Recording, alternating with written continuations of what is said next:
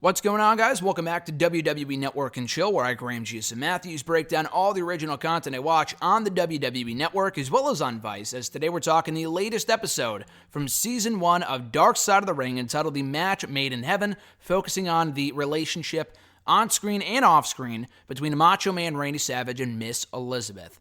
Specifically, this was Season 1, Episode 1. I did talk about the Montreal Screwjob episode on Friday, and I know these aired almost a year ago, but I'm finally catching up. It's such a great show.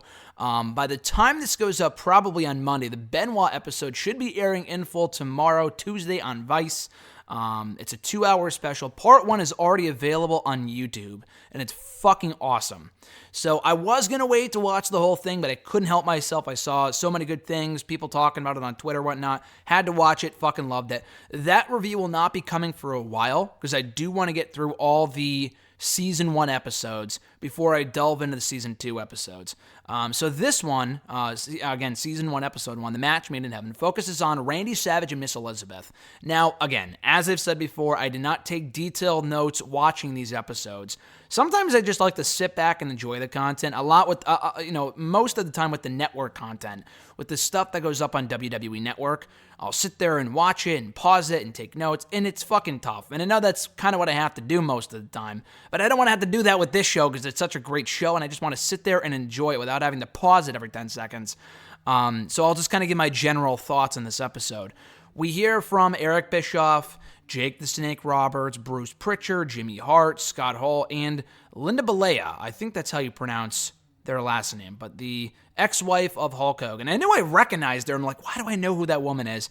And it's because it's his ex-wife, Linda, who was very good friends, I guess, with Miss Elizabeth, which I did not know, and that's probably just my own ignorance, because that is probably well established by this point.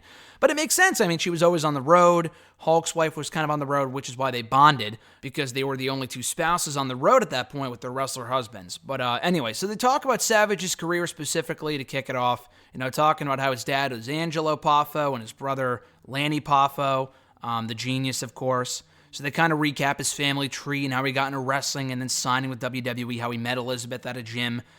They got married 6 months before they both came to WWE. So he signed to WWF, right? It's WWF, but it's WWE now, so if I keep saying WWE, I apologize.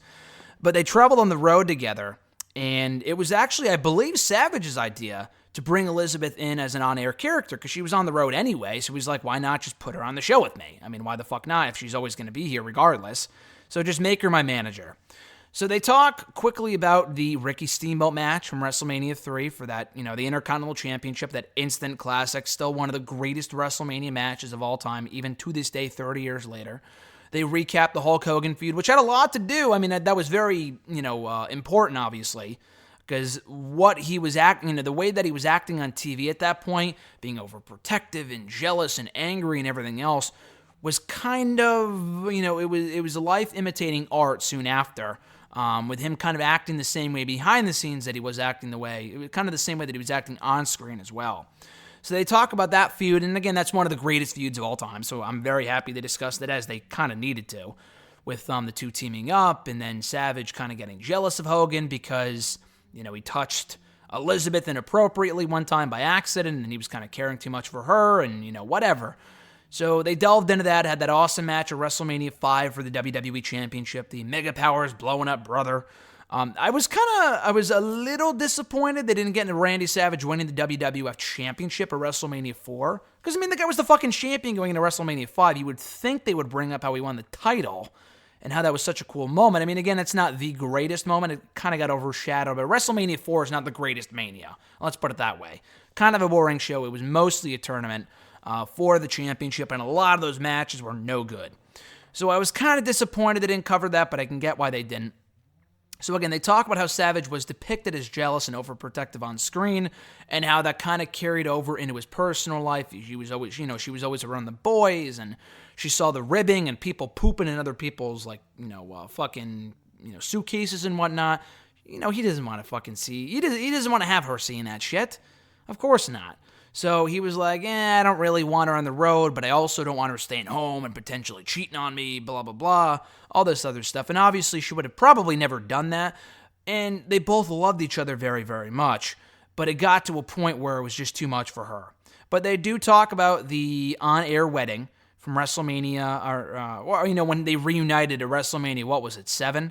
And how they got married at SummerSlam in storyline at SummerSlam 1991. They had been married, obviously, off-screen for years, but they finally tied the knot on screen at SummerSlam 91, the match made in heaven. That's where that title of this episode came from. And they talk about, I'm very happy they talked about this, because they definitely did not have to, because it didn't really have a lot to do with the Savage-Elizabeth dynamic.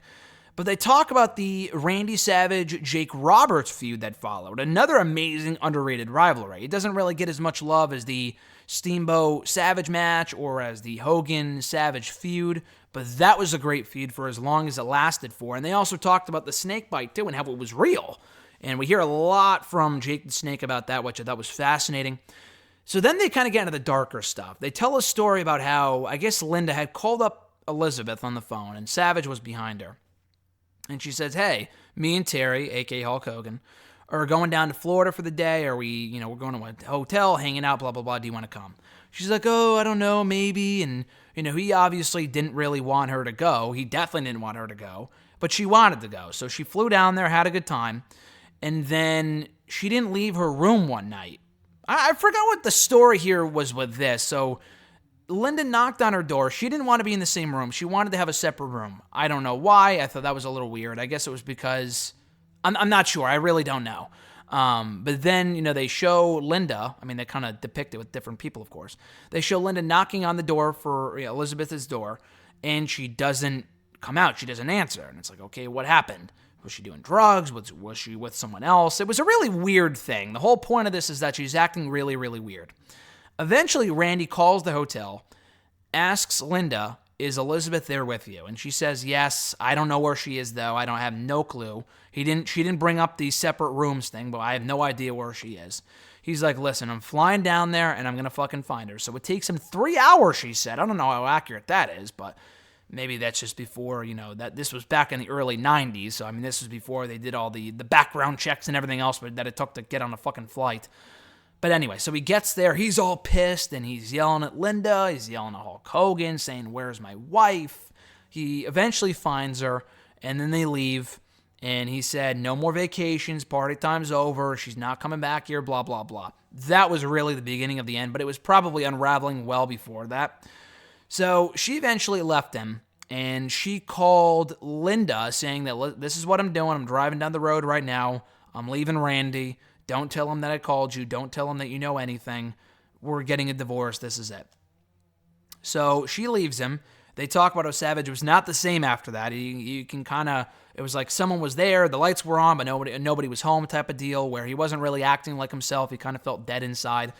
This was around the time that Vince wanted Savage as a commentator. He felt like his best days were behind him, in that he didn't really want him in the ring anymore, but Savage wanted to wrestle. So he left for WCW, and for those curious, they do not talk anything about, why he was such on bad terms with the company well after he left. He left in, 95, I want to say? 93, 95? It was around mid-90s, and he never came back. He went to WCW for a while, but they never brought him back for any appearances up until the time he died in 2011. They acknowledged his death, of course, but he didn't even go into the Hall of Fame until 2015. They didn't want to capitalize on his death after years of not putting him in, but that was never explained. They never talk about the Stephanie McMahon rumor, the rumor that he was sleeping with Stephanie, and I think they've acknowledged that elsewhere, maybe on a DVD before, I want to say. They didn't talk about that here, which was, again, for a show like this, you would think they would. I don't know. Maybe they did it because they wanted the footage from WWE, because they included a lot of footage from WWE, from the Steamboat match and the Hogan match and everything else. So maybe they didn't want to get on WWE's bad side. They don't really talk shit about WWE and how they could have played a factor in their demise and them always being on the road and stuff like that, which again I thought was a little weird. So they don't get into that stuff. So again, he leaves for WCW. He helps Elizabeth land a contract there soon after. And it's while she's there that she meets Lex Luger, who at that time was married with kids. Not a good situation to be in. Linda finds out about this. She advises Elizabeth against dating Lex, but she does it anyway. So they hook up. Lex Luger, I guess, abused her, because there was like an incident filed with the police about how she fell down the stairs. I'm doing the air quotes right now. You can't see it. She fell down the stairs, quote unquote, and she had 2 black eyes. How the fuck does that happen? How do you fall down the stairs and get 2 black eyes? That makes absolutely no sense. Clearly, he beat her up, and they had some issues there. She ends up dying on a drug bender. He was gone, and I think he came back, and he found her passed out. And we hear the 911 call, which is fucking terrifying. I mean, I know they can use this stuff legally, but it's still terrifying. It's still very bad to hear. So she ends up dying, and they try to save her, but, they couldn't, so she passes away. We hear from Eric Bischoff, who is no fan of Lex Luger. I don't even really think that he was a fan of Lex Luger to begin with, but especially after this, he thought he was a big piece of shit.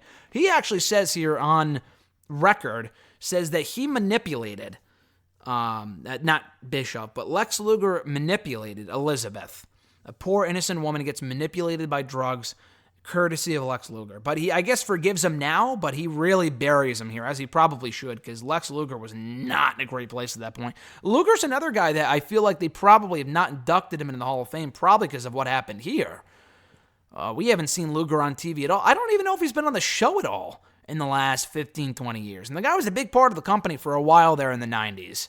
So I think he belongs in the Hall of Fame, but this incident is almost 20 years old, and they have not really brought him in since, I don't think.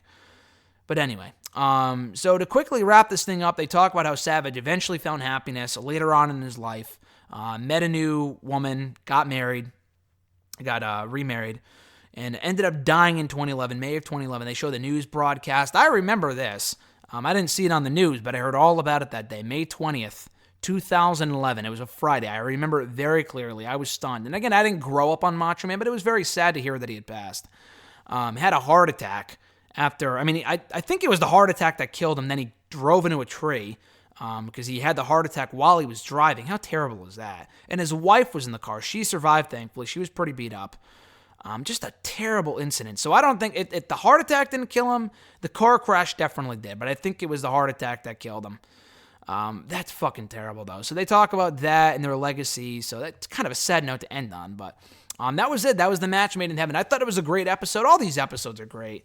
They kind of exclude some stuff, like I said, but I thought overall it was very well done. I'm not really sure what they were going for with this episode. They talk about the relationship, but later on, their relationship has nothing to do with his death or her death.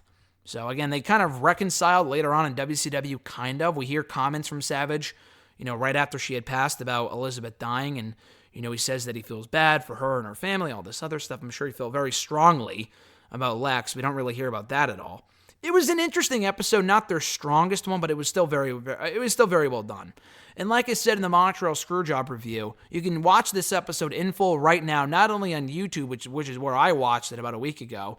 You can also catch it right now, I think, on Vice.com or Viceland.com. They have the full episodes, every one from Season 1. Part 1 of Season 2 for the Benoit episode, the premiere, is already up on YouTube, so check that out if you want, or you can wait to watch it in full on Tuesday.